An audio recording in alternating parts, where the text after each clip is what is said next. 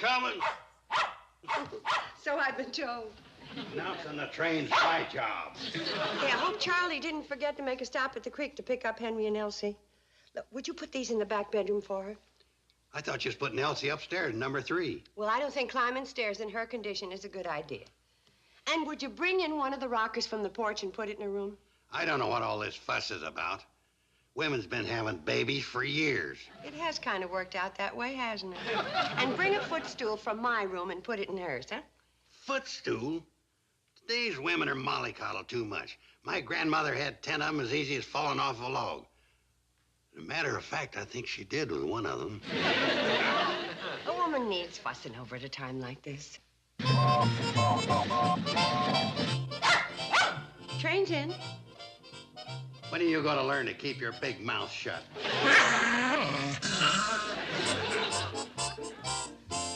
Thanks, Charlie. See you tomorrow. Sure. Here. Take these to the hotel.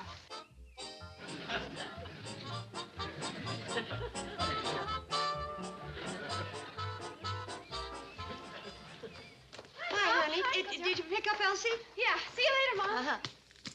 That dog ain't fooling nobody carrying them books. Everybody knows he don't go to school.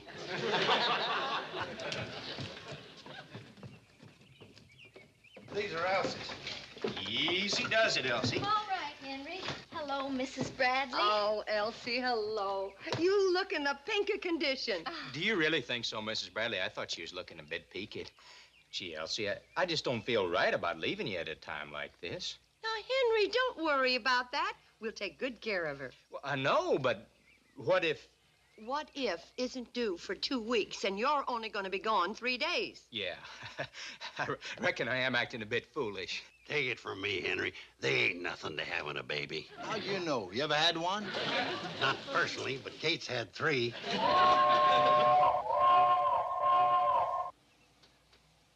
Goodbye, Elsie. Bye. Take care of yourself. Your vitamins. Have you got your vitamins? Well, you packed them for me yourself. A, B, C. That kid's going to be born reciting the alphabet. I'll take these bags up to the hotel. We'd better get rolling. I don't think I ought to go. Henry Barton, you get on that train and stop worrying. Yes, ma'am. All aboard! Have a good trip. I will. Don't forget to take your calcium pills. Now, please see that she gets plenty of rest. All aboard! If you need me, you know where I'll be. Yes.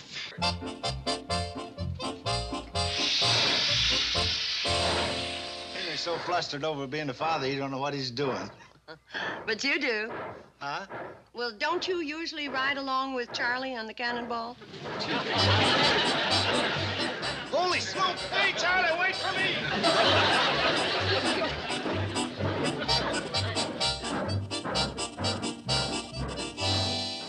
You're knitting them all blue. Pretty confident, aren't you? Well, if this one ain't a him, then the next one's liable to be. Or the next one. Sounds like you and Henry are planning a pretty big family. We'd like to have 6. 3 boys and 3 girls. When I get married, I'm going to have all boys. Not me. I'm going to have girls. I'm going to raise dogs. You change your mind about that. Hey, what's going on in here? Elsie's supposed to be resting. I'm not tired. Well, you ought to rest anyway. Have you taken your vitamins? Uh-huh. How about your calcium pills? Took those too. Well, here. You ought to put your feet on this stool. Oh, Mr. Carson, you don't have to mollycoddle me. Oh, don't worry about that. Uncle Joe doesn't believe in it. All right, everybody out. Scat. See you later, Elsie. Bye, bye. Now, if there's anything you want, day or night, all you've got to do is tinkle this little bell, and I'll come a-running. Enjoy your nap, Elsie, and when you wake up, you'll be ready for a nice, fast game of tennis. Tennis? Now, see here. Kate, this ain't no joking matter.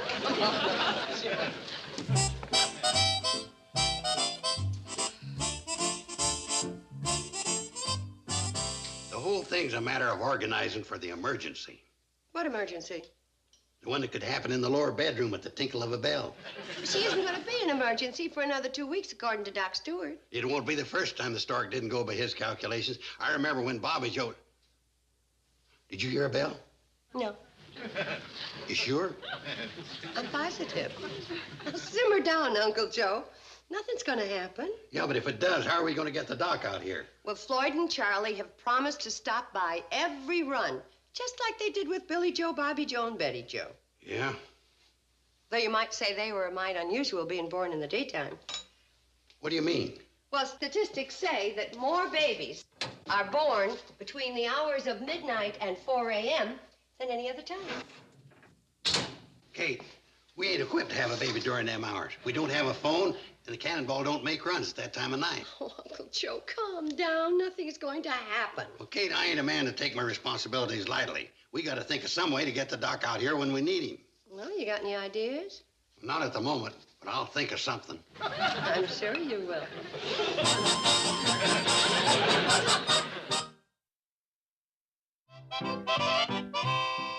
Now, this here's my plan to fetch Doc Stewart to the Shady Rest in case Elsie starts blessed eventing between the hours of midnight and 4 a.m. I'll see you later. Well, wait a second, Doc.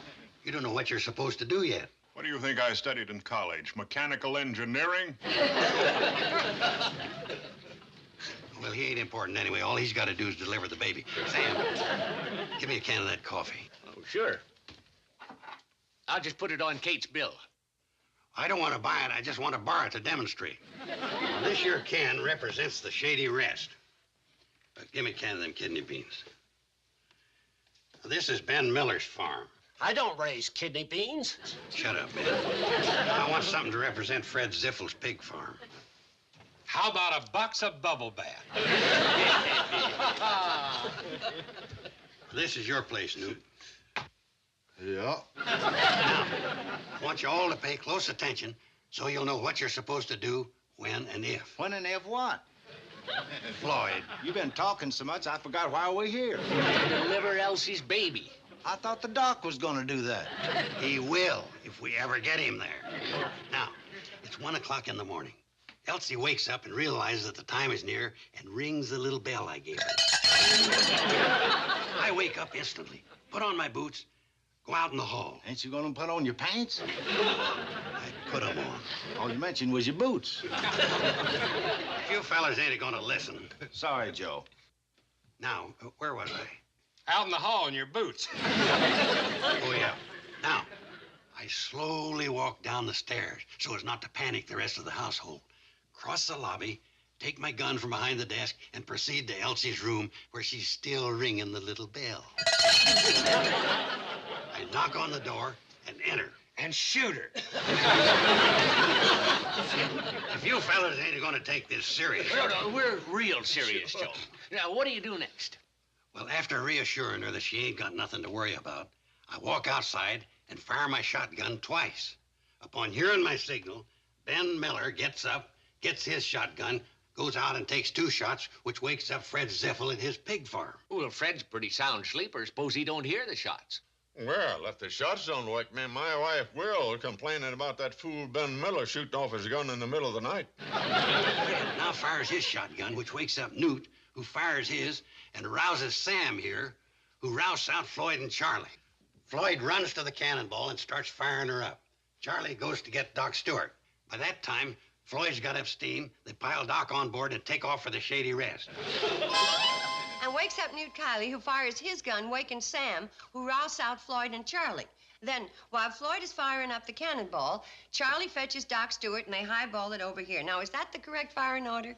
Masterful job of organizing, huh? I don't believe there's a man in the whole country who could have thought it up. Why, Kate, there's lots of other men in the country can match my thinking ability. That's a depressing thought. But you know, there's not many men would have seen the money-making possibilities of this whole situation either. Money making? Kate, it's as obvious as a duck egg in a chicken coop. We're going to turn the Shady Rest into a maternity home, where the money will start coming in hand over fist. Hold it! We'll be knee-deep in $1,000 bills. Now, slow down. But we'll be carrying that green stuff to the bank. Whoa, Uncle Joe, whoa, whoa. Let's back up to the part where we're turning the Shady Rest into a maternity home. This is the greatest money-making scheme I ever had. Do you realize how many nervous, expectant fathers there are who'd be happy to pay big money to have their wives stay here, knowing the finest medical cares with an easy shotgun call? Now, don't thank me. You seen my gun oil? Hello, Elsie. Hi, Mr. Carson. How do you feel? Fine. No little peculiar twinges? No. Well, you keep that little bell handy and don't you worry about nothing. Okay. Mrs. Bradley, do you need any help? I certainly do. But I'm afraid I'm going to have to get it from a much higher source.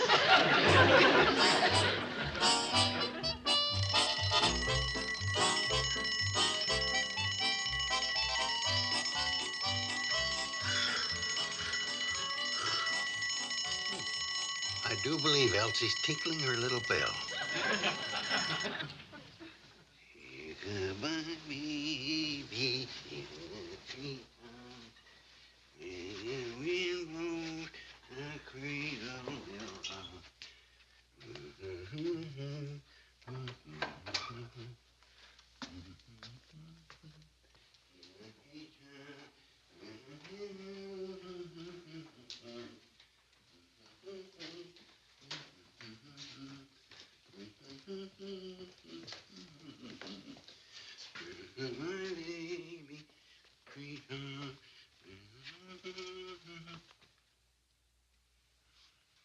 I don't believe I have to wake Elsie up for this.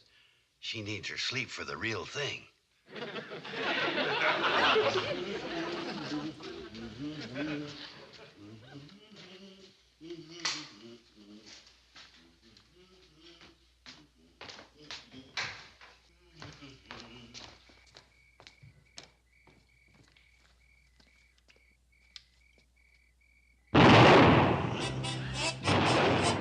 Elsie!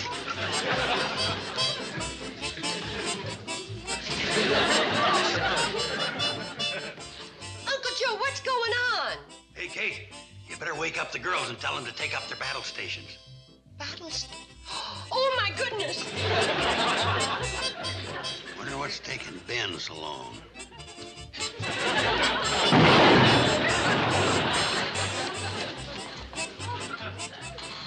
Fred, wake up! What's the matter? What's that darn fool Ben Miller shooting his gun off for in the middle of the night? Elsie!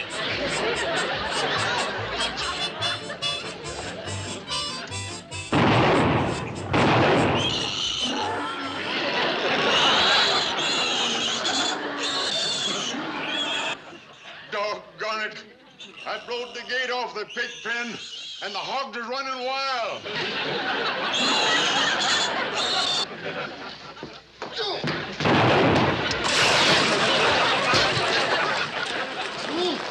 I think I sprained my ankle.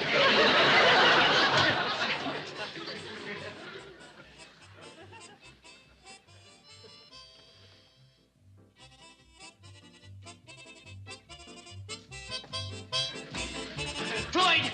Charlie! Wake up! Elsie's time's come. I got the signal from Newt. It was kind of muffled, but I got it. Wake up! It's just us. You wake up, Elsie. But I thought that Elsie was... So did I. But what's Uncle Joe trying to do, Mom? That's what I intend to find out. Uncle Joe? Took you 6 minutes and 38 seconds to get down. You're going to have to do better than that. Lucky this is only a test maternity run. Test maternity run? Kate, you watch this boiling water and let me know the exact second it starts to boil. I don't know about the water, but my blood's heating up pretty fast. Betty, you stand outside the kitchen door and take the pot of boiling water and pass it on to Bobby Joe, who'll be at the desk, and you'll pass it to Billy Joe, who'll be at Elsie's room. Where are you going, Florence Nightingale? We're on the front porch to clock the exact arrival of the doc. If I were you, I'd be under the porch. Yeah, he's gonna be pretty angry with you. And so are a lot of other people in this valley, waking them up and causing all this trouble. I ain't causing nobody any trouble.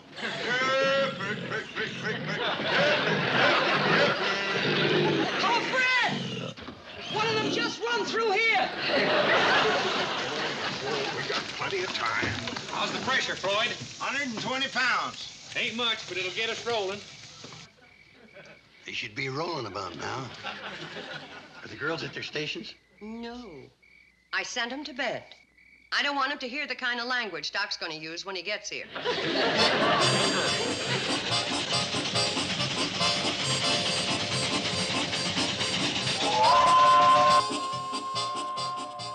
It's working.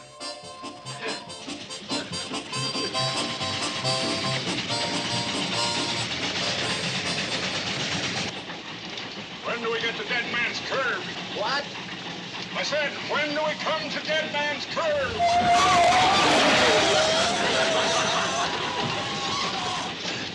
That was it.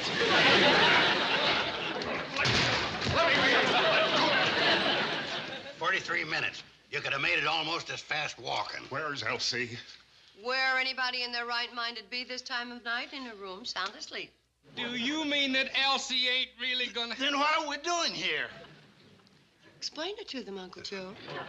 Well, I thought it'd be a good idea to have a little test run. You got me out of a nice warm bed. You made me risk my life on that rinky-dink train, and you don't need a doctor? Stick around, Doc. I don't think your trip's going to be wasted.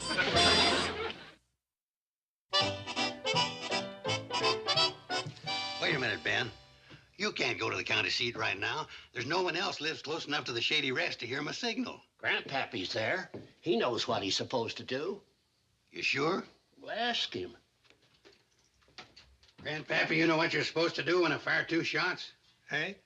You better talk louder, Joe. You know what you're supposed to do? What? Ben, can't you put your business off for a few days, just till Elsie's husband gets back? Gee, Joe, I can't.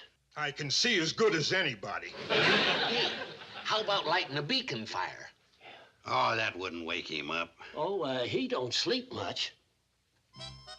Yeah, a beacon fire.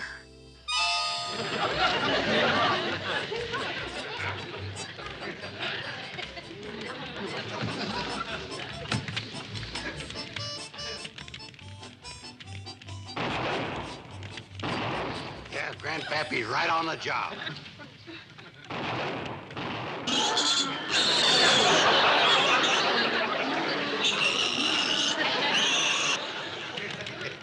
Think Fred Ziff will have sense enough to fire out a different window this time.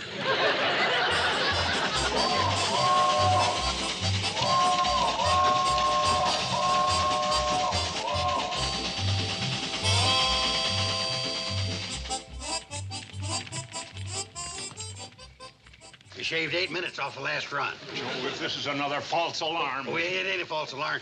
The track's on fire.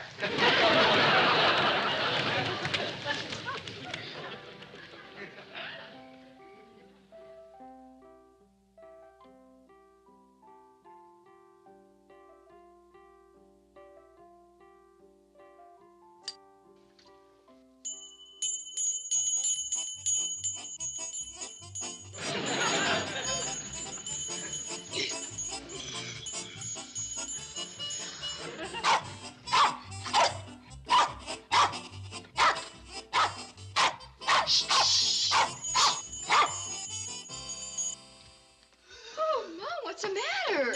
Elsie. Where's Uncle Joe? Well, just where you'd expect to find him at a time like this, sound asleep. Uncle Joe! Uncle Joe, wake up! Uncle Joe, what's the matter? What's the matter? The stork's on his way. That's this time of night. Stork, don't panic. Keep calm. I'm coming. I'm coming. Don't... Do you think it could be indigestion, Mrs. Bradley? Well, as a 3-time mother, I doubt it. According to the doctor, it isn't time for the baby. It's usually the baby that decides when it's time for the doctor. Don't you worry, child. You'll get her on time. Oh, I'm not worried. I know I can count on Mr. Carson. Uncle Joe, you all right? Are you okay? Everybody keep a calm, cool head. I'll start the water boiling. Oh, no, we'll do that. You do the signaling. I know what I'm supposed to do. Where's my shotgun? No, Uncle Joe, you're supposed to light the signal fire. Like somebody around here's got a calm, cool head. Oh, Uncle Joe, you've got the matches.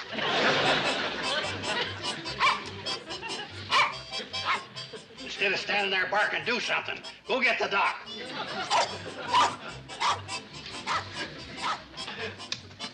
What's taking you so long? Oh, Charlie and Floyd got this wet putting out the fire the other night. You can't depend on them in an emergency. I've got an idea. I can run the handcar to Ben Miller's and get Grandpa to fire a shotgun. I knew you girls would panic under fire. But Uncle Joe, Don't bother me with your silly ideas. what are you going to do? Pile this wood on the wheel bar and take it up to the hotel and dry it out on the stove.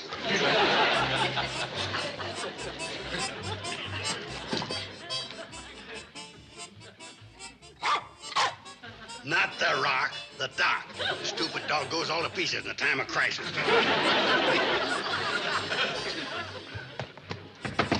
Grandpa Miller!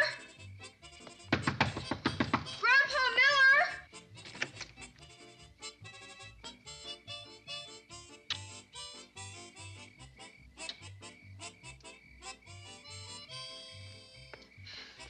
Please, Fred, hear it.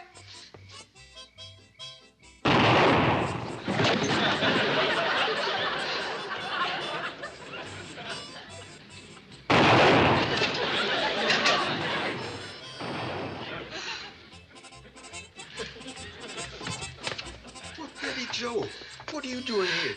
Elsie's having her baby. Hey? Elsie's having her baby. Oh. Well, don't just stand there. Fire the shotgun. I ain't waking up the doc. Nothing's gonna happen. But I got the signal. It's just another of that Joe's fool test. Yeah, but maybe. Ain't no maybe. If you got the suicidal impulse to wake up the doc, that's your business.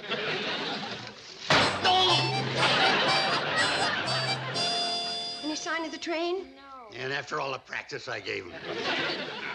I'm afraid this is one time the stork's going to beat the cannonball. I'm going to need some help. Billy Joe, you come with me. Me? I don't know. You're the oldest. But, come on. Gosh, what'll we do, Uncle Joe? Go boil some water. But it is boiling. Gallons of it. Uncle Joe, I've been meaning to ask you, why do you have to boil water? Well, easy. After all the moon picture shows you've seen, you ask a question like that?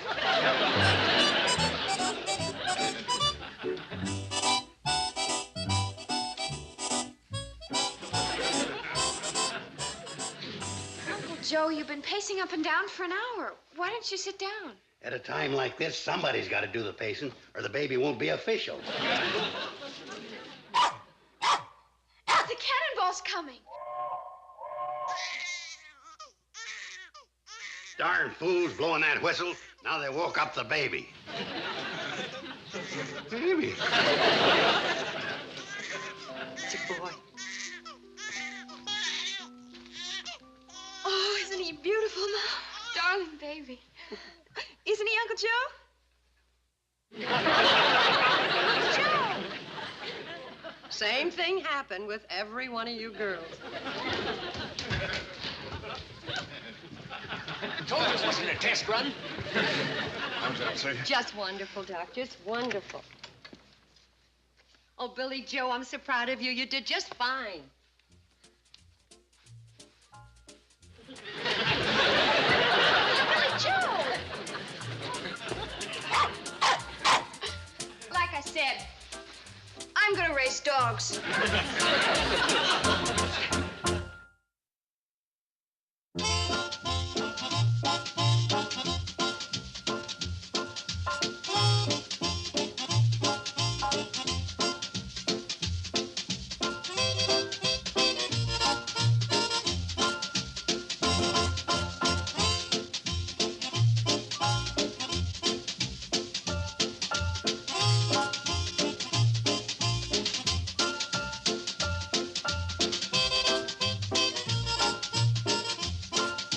Petticoat, Junction. This has been a Filmways presentation.